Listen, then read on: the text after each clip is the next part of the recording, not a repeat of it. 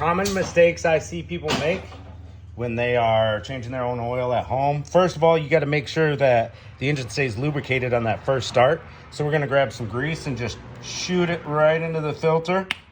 That ought to be enough.